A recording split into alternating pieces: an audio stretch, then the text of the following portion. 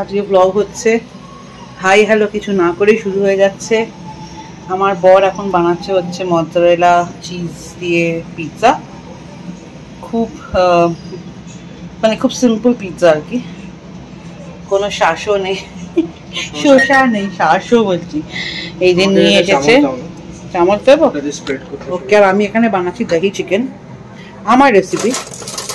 এনো এনো এই যে আমার চামচ ফামচের কি হলো? স্পেশাল অকেশনটা কি রাহুল, যে আজকে পিৎজা হচ্ছে? আজকে কিছুই না, আজকে বুম্বার বুটাই আসছে, সেই কারণে আজকে মিড উইক খাওয়া দাওয়া দেখা করতে আসছে ওরা। বাট আমার বর খুব মন প্রাণ দিয়ে পিৎজা বানাচ্ছে। বানাও বানাও। আর আমি বানাচ্ছি এখানে দহি চিকেন, আমার রেসিপি। নিয়েছি এরকম not ring ring, semi circle করে এরকম অনিয়ন্স, যেগুলো কিনা ওর ওখানে টপিং হিসেবে যাবে। মzzarella চিজ আছে, বেসিল আছে, একটু অলিভ অয়েল দেবে নাকি? আচ্ছা ঠিক আছে, যখন আমি সার্ভ করব তার উপর অলিভ অয়েল ড্রিজল করব। আচ্ছা ড্রিজল করে দেবে। আর এখানে আমার নতুন ওটিজিতে এই যে এখানে পিৎজার, দেখো কোথায় গেল পিৎজার, ওয়েট, ফাংশন টিপলে এই যে এখানে এই যে পিৎজা একটা অপশন আছে, ওটা দিয়ে দিলে ওটা পিৎজার মতন বেক হতে শুরু হবে। ঠিক আছে, তার আগে আমার বর রান্না করছে সেটা দেখিয়ে দিই আবার। আর বাইরে পেছন থেকে যে আওয়াজটা পাচ্ছ সেটা হচ্ছে ওখানে নিম ফুলের মধু করে একটা সিরিয়াল হয়, যেটা কিনা আমার বাবা আর আমার শাশুড়ি মা দুজনে দেখে, বসে বসে দেখছে। আর এই যে আমার দিদি দাদা এটা দিয়েছিল আগারোর ভ্যাকিউম ক্লিনারটা, সেটা এখানে আমরা ডক করে দিয়েছি।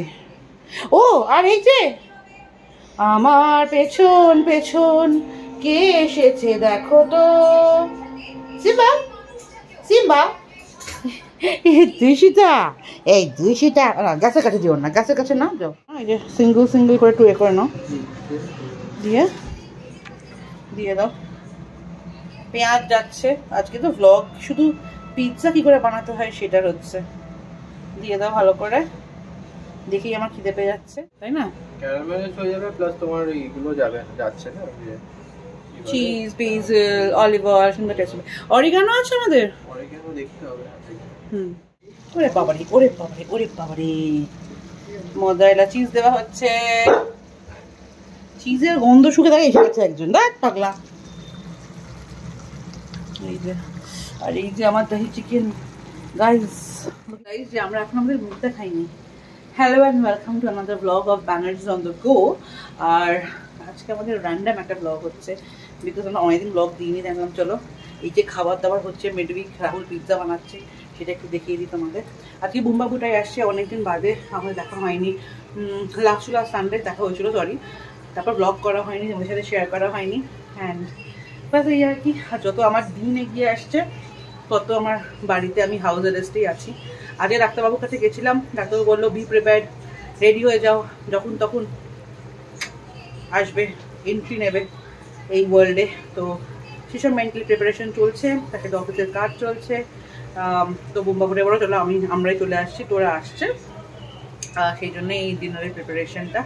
আর যেহেতু আমি বেরোতে পারছি না, ভালো ভালো খাবার খেতে পারছি না, তো রাহুল বলো চলো বাড়িতেই বানিয়ে দিচ্ছি তোমার জন্য তোমার পছন্দের খাবার দাবার। যেহেতু আমি খাবো না, আমি মোল্টেন চিজ খেতে পারবো না, বাট একটু টেস্ট তো করবোই নিশ্চয়ই। আমি কোনোদিন ওর বাবারে কি বলছে দেখো। হ্যাঁ বলো। বেসিল দেবে, যেটা তোমার একদম ফ্রেশ বেসিল। আমরা মানে আমার খুব একটা বেসিল বলতে ভালো লাগে না, বাট ঠিক আছে ওরকম দিদি আইকে দিন না।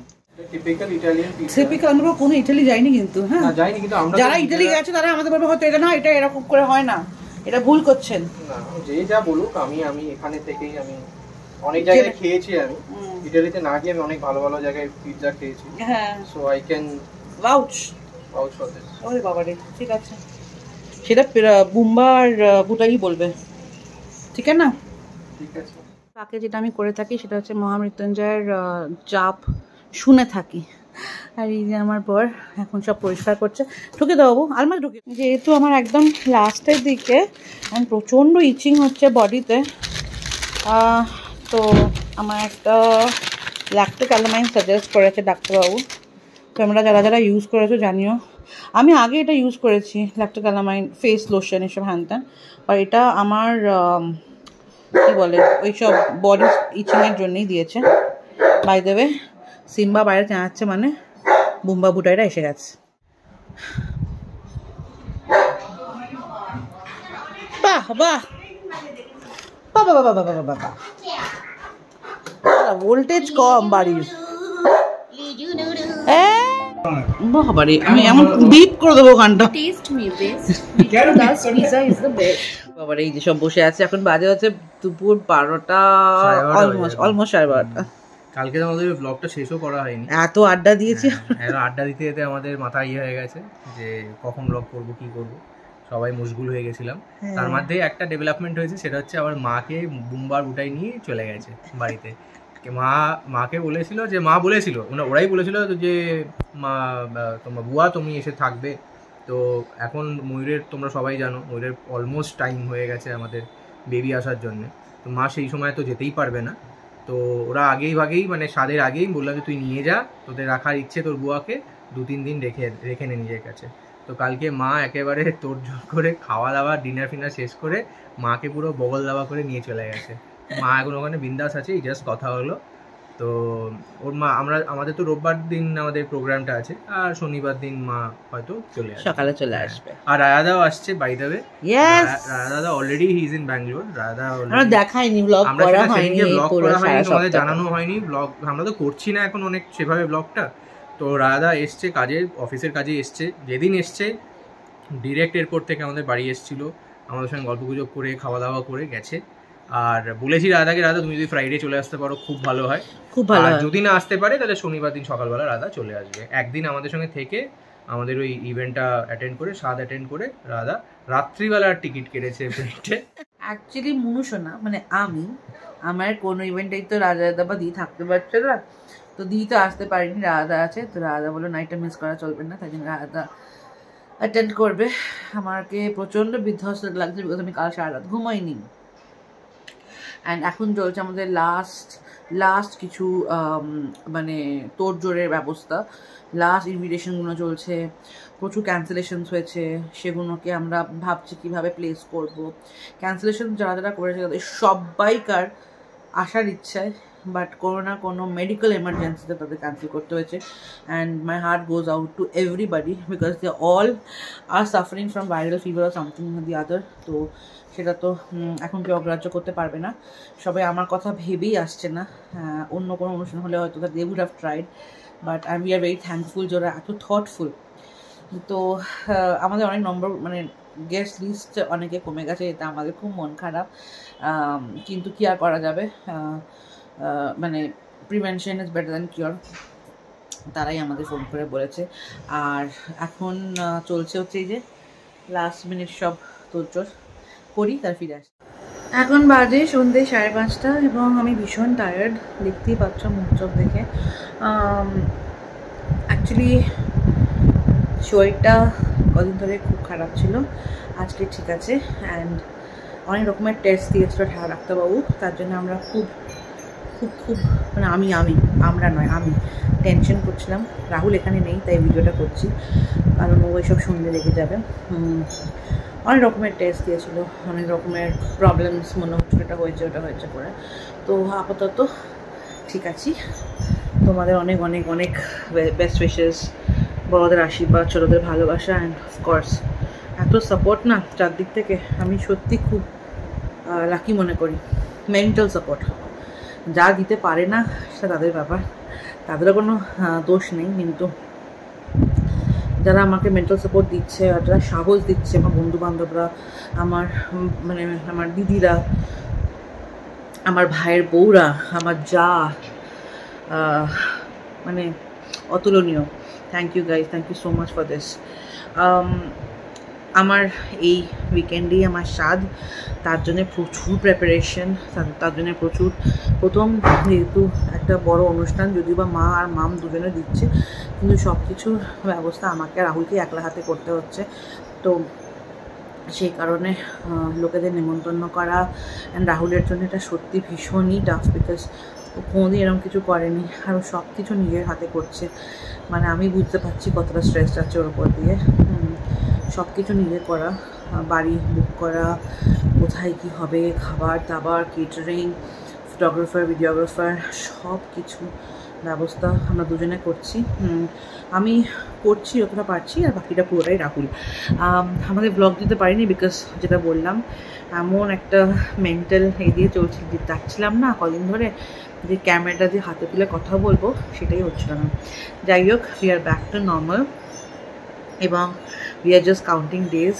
আমার ম্যাটারনিটি লিভ খুব শিগগিরই শুরু হবে। আমি এখনও নিইনি, আমি লাস্ট দিন অবধি কাজ করতে চাই, যাতে আমি মানে কাজের মধ্যে ব্যস্ত থাকতে পারি, যেটা কিনা আমার I like being at work. যাই হোক, দ্যাট বিং সেড, আমি দেখাবো তোমাদের, এই ভিডিওতে দেখাবো কি জানি না, কিন্তু দেখি মা ঘুম থেকে উঠুক যে আমার স্বাদের শাড়ি কী কিনেছি, মানে মা আমায় দিয়েছে কি শাড়ি, সেসব একটু একটু করে তোমাদের দেখাবো। আর যেহেতু আমি ব্যাঙ্গালোরে থাকি এবং আমি গয়নাঘাটি কিছুই আমার কাছে রাখি না, সবই আমি কলকাতায় রেখে এসেছি অ্যাজ ইন ব্যাংকে। তো আমি ফ্যাশন জুয়েলারি পরবো আমার সাথে। কী ফ্যাশন জুয়েলারি সেটা কালকে বুটাই এসেছিলো, বুটাই বার করে পছন্দ করে সব কোন শাড়ির সাথে কী গয়না, কী ব্যাপার স্যাপার সব ঠিকঠাক করে দিয়ে গেছে, থ্যাঙ্কস টু হার। আর বাট তাও দেখাবো, কী দেখাবো সেটা হচ্ছে ছোট্ট কিছু ক্লিপস। যখন আমি জানতে পারি যে আমি প্রেগনেন্ট এবং 3 মাস হয়ে গেছে, তখন আমি, মা, বাবা, রাহুল, আমরা তিনজনে HSR গেছিলাম, SRK উইভসে শাড়ি কিনতে। এবং সেদিন কী করেছিলাম, কোন শাড়িটা কিনেছি তোমরা গেস করো, দেখি বলতে পারো কিনা যে কোন শাড়িটা অ্যাকচুয়ালি আমি কিনেছি। তাহলে যদি সেটা হয় তাহলে আমি আর দেখাচ্ছি না যে আমার স্বাদের কোন শাড়িটা, একেবারে ইভেন্টের দিন। অরেঞ্জ অরেঞ্জ অরেঞ্জ অরেঞ্জ ভালো হতো, অরেঞ্জ অনেক বেটার। না না, আমি আমাদের অরেঞ্জ অরেঞ্জ অরেঞ্জ অরেঞ্জ না গ্রিন, হ্যান্ডস ডাউন অরেঞ্জ। ডোমকানার মতন অবস্থা। বাবা বলেছে এই শাড়িটা আমাদের এত পছন্দ হয়েছে, এটা হচ্ছে cream sari with grey and black border, অসাধারণ। মানে SRK উইভসে না, মানে কি বলবো, চয়েস মানে lost for choices, spoil for choices, এরকম অবস্থা। ভীষণই সুন্দর দেখতে এটা, মা বলো। পাড়টা জাস্ট দেখো, টেম্পল পাড়, আর এদিকেও টেম্পল পাড়, অসাধারণ দেখতে।